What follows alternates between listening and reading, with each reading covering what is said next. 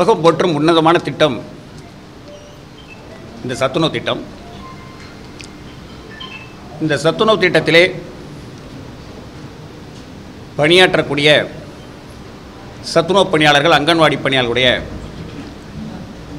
நியாயமான கோரிக்கைகளை, சட்டமன்ற தேர்தல் வாக்குறுதிகளை நிறைவேற்ற கோரி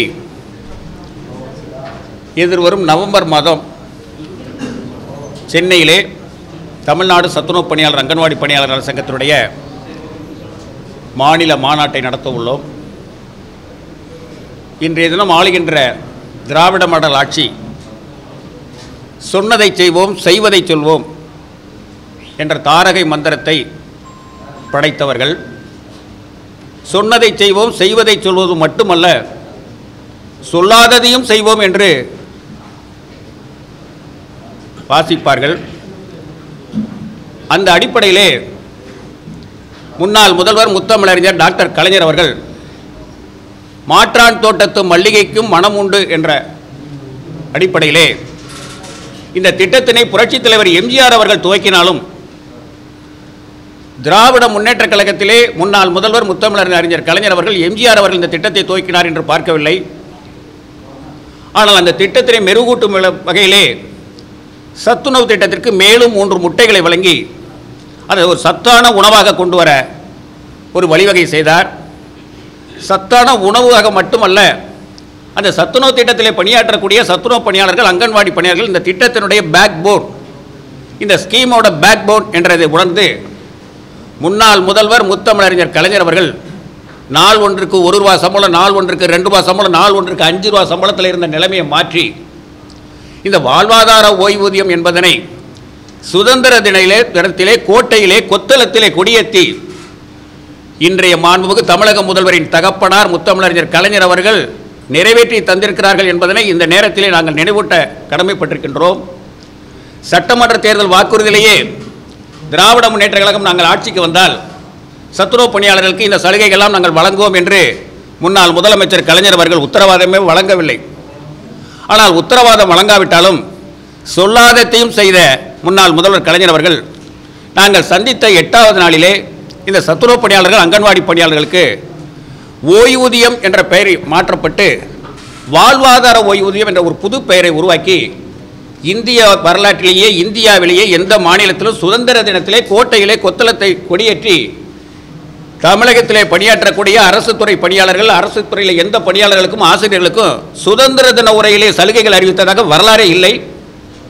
ஆனால் சத்துணவு திட்டத்திலே பணியாற்றக்கூடிய பணியாளர்களுக்கு மட்டும் கோட்டை கொத்தளத்திலே சுதந்திர தின உரையிலே முன்னாள் முதல்வர் டாக்டர் கலைஞர் அவர்கள் அறிவித்திருக்கிறார்கள் என்பதனை இந்த பத்திரிகையாளர் கூட்டம் மூலமாக இன்றைய மாண்புமிகு தமிழக முதல்வர் அவர்களுக்கு நினைவூட்ட கடமைப்பட்டிருக்கின்றோம். தங்களுடைய தகப்பனார் சொல்லாததையும் செய்துள்ளார், சொன்னதை செய்வோம், செய்வதை சொல்வோம் என்று கூறிய தாங்கள் தேர்தல் வாக்குறுதியிலே சத்துணவு பணியாளர்கள், அங்கன்வாடி பணியாளர்களுக்கு இந்த if you want to dying wage, if you do not want to, if you want to living wage, if you do not want to dying wage, வாழ்வதற்கு தேவையான சம்பளத்தை கொடு, சாவதற்கு தேவையான சம்பளத்தை கொடுக்காத என்ற நிலையை மாற்றுவோன்னு சொல்லி சட்டமன்ற தேர்தல் வாக்குறுதியிலே இன்றைய முதல்வர் தேர்தல் வாக்குறுதியை அளித்திருக்கிறார்கள். அதனை போல் இந்த சத்துணவு பணியாளர்கள், அங்கன்வாடி பணியாளர்களுக்கு வாழ்வாதார ஓய்வூதியத்தை மாற்றித் தருவோம் என்று வாக்குறுதி அளித்திருக்கிறார்கள். ஆனால் இன்றைய தினம் இந்த பென்ஷன் கமிட்டி அவர்களை சந்திச்சிருக்கிறோம். இந்த சத்துணவு பணியாளர்கள், அங்கன்வாடி பிரச்சனைகளை, வாழ்வாதார ஓய்வூதியம் தொடர்பாக நாங்கள் விளக்கி கூறியுள்ளோம். எதை குறிப்பிட்டாலும் சத்துணவு திட்டத்தில் பணியாற்றக்கூடிய இந்த பணியாளர்களுக்கு இன்றைய தினம் பாதி கிணறை கூட தாண்ட முடியாத நிலைமையில் பாலைவனத்தில் பரிதவிக்கும் மான்களாய் சிக்கி தவிக்கிறார்கள். இந்த சத்துணவு பணியாளர்களுக்கு பதவி உயர்வு என்ற பெயரிலே அரசாணைகள் வழங்கப்பட்டு சத்துணவு திட்டத்திலே, சத்துணவு மையங்களிலே ஏறத்தாழ 85,000 காலி பணியிடங்கள் இன்று வரை நிரப்பப்படாத ஒரு அவல நிலையில் இருக்கிறது. இந்த 85,000 காலி பணியிடங்கள் நிரப்பப்படனால் சென்னை, மதுரை, கோவை, திருநெல்வேலி, மதுரை போன்ற மாநகராட்சிகளில் இருக்கக்கூடிய பள்ளிகளிலே ஏறத்தாழ 800-900 குழந்தைகள் பயன்பெறக்கூடிய குழந்தைகளிலே ஒரு சத்துணவு ஆயா உணவையும் 12:50 மணிக்கு உணவு தயார் செய்து 900 முட்டையை அவித்து 900 முட்டையை ஒரு சத்துணவு ஆயா உரித்து பணியாற்றக்கூடிய அவல நிலையிலே தள்ளப்பட்டிருக்கிறார்கள் என்பதனை இந்த நேரத்தில் நான் கூறிக்கொள்கிறேன். இந்த நிலையினெல்லாம் மாற்ற வேண்டும் என்பதற்காக அடுத்த மாதம் சென்னையிலே மாநில மாநாட்டை ஏற்பாடு செய்துள்ளோம். மாண்புமிகு தமிழக முதல்வர் அவர்களை இந்த மாநாட்டிலே பங்கேற்க அழைப்பு கொடுத்துள்ளோம். மாண்புமிகு தமிழக முதல்வர் மட்டுமல்ல, இந்த சேப்பாக்கம் தொகுதியினுடைய சட்டமன்ற உறுப்பினரும் இன்றைய மாண்புமிகு தமிழக துணை முதல்வர் மரியாதைக்குரிய உதயநிதி ஸ்டாலின் அவர்களையும் அழைத்திருக்கிறோம். மரியாதைக்குரிய முதல்வர் அவர்களுடைய மனைவி திருமதி துர்கா ஸ்டாலின் அவர்களை கண்காட்சியை துவக்குவதற்காக அழைப்பு விடுத்துள்ளோம்.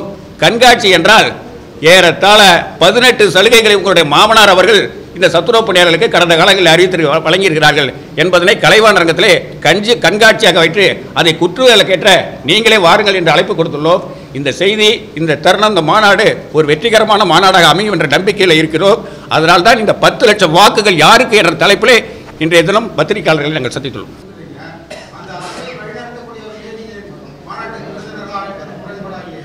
முரண்பாடு என்பது தீர்க்கக்கூடியது. சட்டமன்ற தேர்தல் நெருங்கிற நேரத்தில் வாக்குறுதிகளை நீங்கள் தான் கொடுத்துருக்கிறீங்க. உங்களுடைய தகப்பனார் தேர்தல் வாக்குறுதியில் சொல்லாததெல்லாம் செஞ்சுருக்கிறாரு, நீங்கள் என்ன சொன்னதையே செய்யலை அப்படிங்கிறத சுட்டி காண்பித்தான் இந்த முதல்வர் அவர்களை நாங்கள் அழைக்கிறோம்.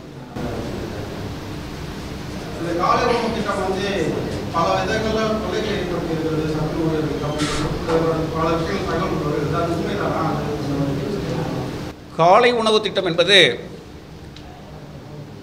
அதாவது கிராமங்களிலே அங்கே இருக்கக்கூடியவர்களை ஒரு தொகுப்பூதியத்திலே, ஒரு சொற்ப ஊதியத்திலே நியமித்து காலை உணவு வழங்கப்படுகிறது.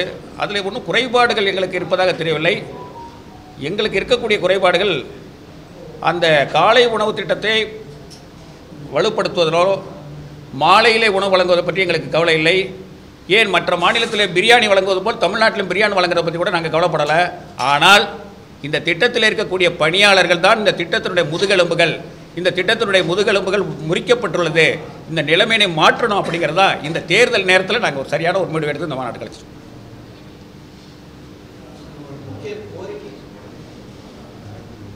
முக்கியமான கோரிக்கை இன்றைய தினம் ஓய்வூதியம்.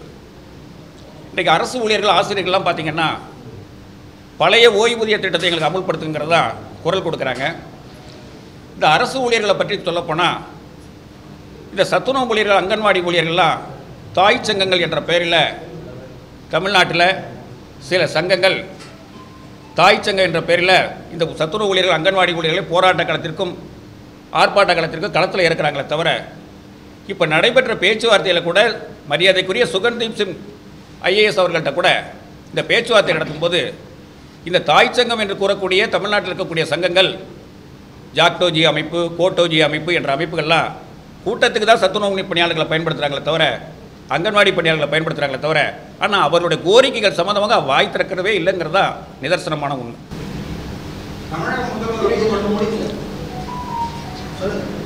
எங்களை பொறுத்தவரையிலையும் எந்த தாய் சங்கமே தந்தை சங்கம் 6/12/95 வேலூரில் செல்வி ஜெயலலிதா அவர்கள் அழைச்சி மாநாடு நடத்தணும். அதுக்கு எந்த தாய் சங்கமும் எங்களுக்கு துணை நிற்கலை. தனிப்பட்ட முறையில் சத்துணவு மற்றும் அங்கன்வாடி பணியாளர்கள் அமைப்பு தான் முன்னாள் முதலமைச்சர் செல்வி ஜெயலலிதா அவர்களை வேலூரில் 6/12/95 அழைச்சி இந்த மாநாட்டை நடத்தணும். அதே போல் எந்த தாய் சங்கம் தயவு இல்லாமல் சத்துணவு பணியாளர், அங்கன்வாடி பணியாளர் கூட்டமைப்பு தான் முன்னாள் முதல்வர் கலைஞர் அவர்களை அழைச்சி இந்த மாநாட்டை நடத்தி ஒரே நாள் வள்ளுவர் கோட்டத்தில் 15 சலுகைகளை பெற்றிருக்கோம்.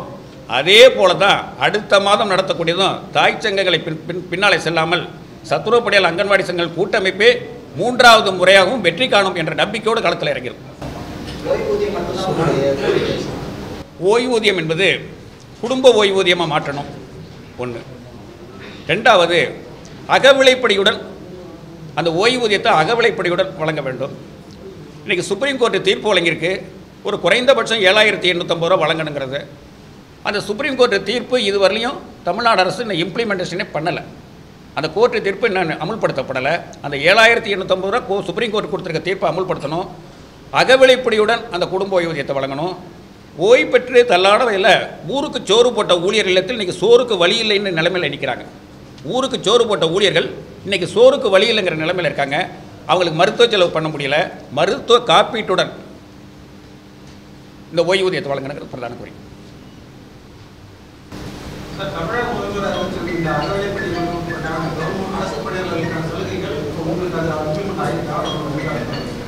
அகவிலைப்படி என்பது ஆண்டுக்கு 2 முறை என்பது அது ரொட்டீன், அது எல்லாருக்கும் உள்ளது தான். சரி,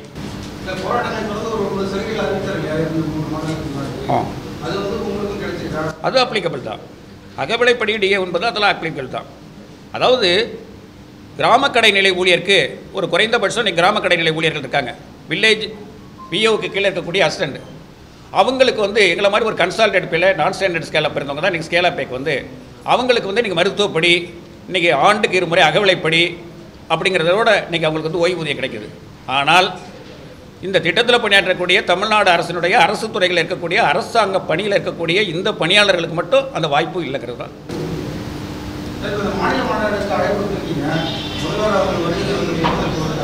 கண்டிப்பாக முதல்வர் அவர்கள் கலந்துக்கிறார்கள். தலைமை அதுக்கு உத்தரவாதம் அளித்து விட்டது. கண்டிப்பாக 3 தேதி கேட்டிருக்காங்க. 3 தேதி குறிப்பிட்டு நாளைய தினம் கொடுக்குறோம். கண்டிப்பாக முதல்வர் அவர்கள் பங்கேற்கிறார்கள். அதில் எந்த மாற்றமும்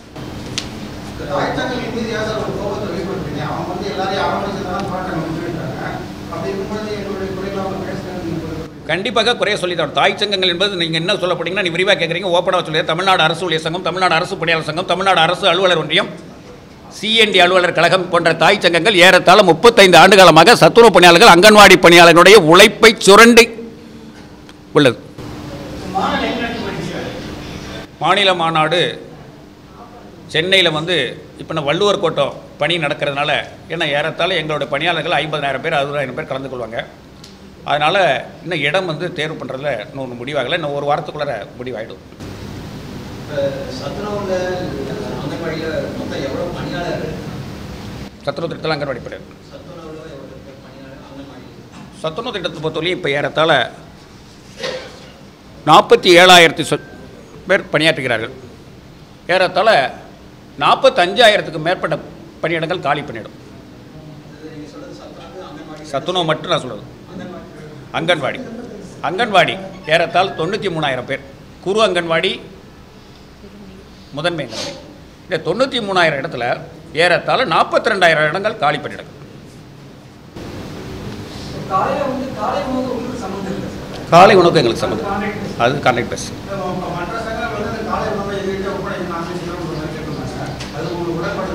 இல்லை, எங்களுக்கு அதில் உடன்பாடு. காலை உணவை நாங்கள் வேணும்னு கேட்கல.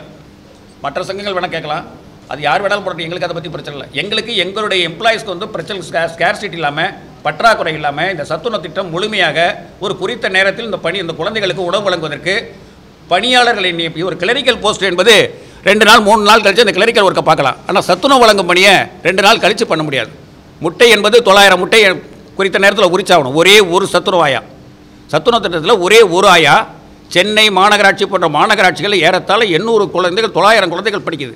அந்த இடத்துக்கு ஒரே ஒரு சத்துணவு ஆயா சமையல் பண்ணிக்கணும். 12:50 மணி அடிக்கிற நேரத்தில் சாப்பாடு கொடுக்கணும். அந்த சாப்பாடு கொடுக்குறதுக்குள்ளே 900 முட்டையை அவிக்கணும். 900 முட்டையை ஒரு சத்துணவு ஆயா உரிக்கணும்.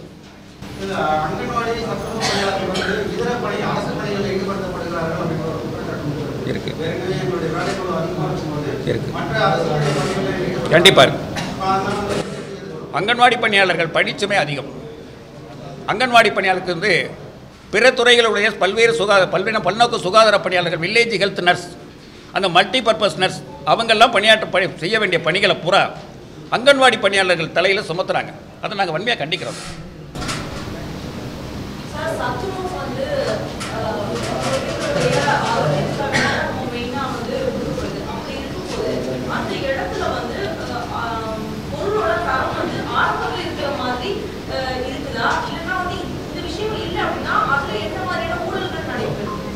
இல்லை, ஊழல்னு சொல்கிறதுக்கு நாங்கள் வாய்ப்பு சொல்ல முடியாது. ஏன்னா இது முழுக்க Tamil Nadu civil supplies corporation total. இது தமிழ்நாடு நுகர்பொருள் வாணிப கழகம் தான் இஷ்யூ பண்ணுது. சில இடங்களில் ஒரு ஃபுட் பாய்சன் கேஸ் ஏற்படும், பள்ளி வெளுத்தது அப்படிங்கிறதுலாம் ஒரு எதிர்பாராத சூழ்நிலைகள் நடக்குமே தவிர வேறு ஒன்றும் அதில் ஃபுட் கமாடிட்டிஸில் வந்து ஊழல் நடக்கிறதா அதை நாங்கள் உறுதி பண்ணி சொல்ல முடியாது.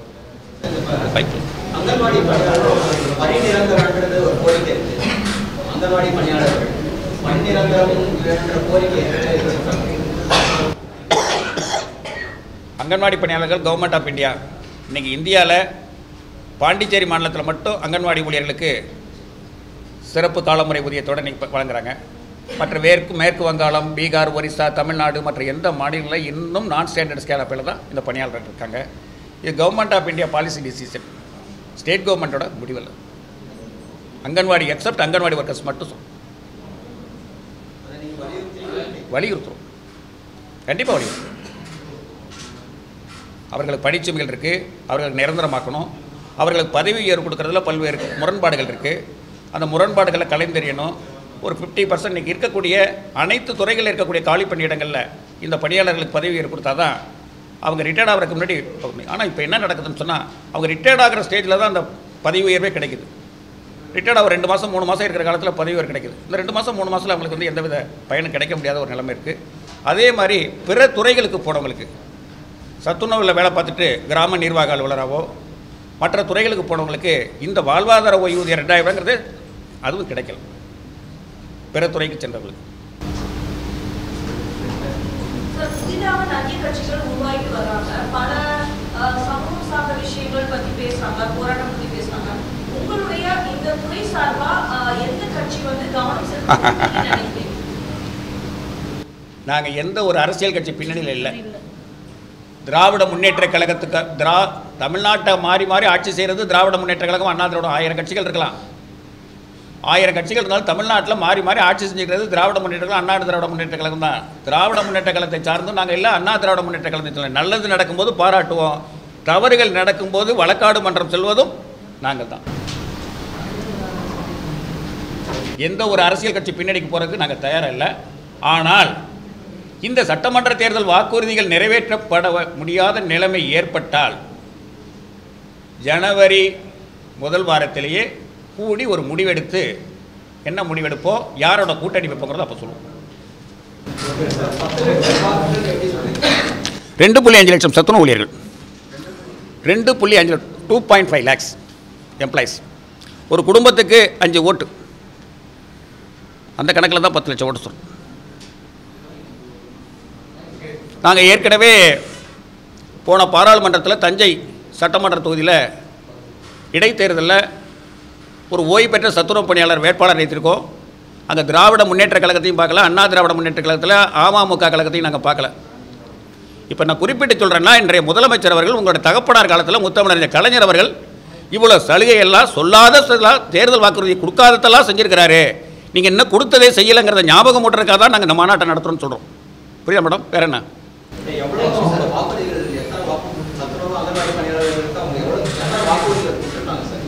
வாக்குறுதிகளா? இப்போ கொடுத்துருக்க வாக்குறுதிகள், இப்போ கொடுத்துருக்க வாக்குறுதிகளா?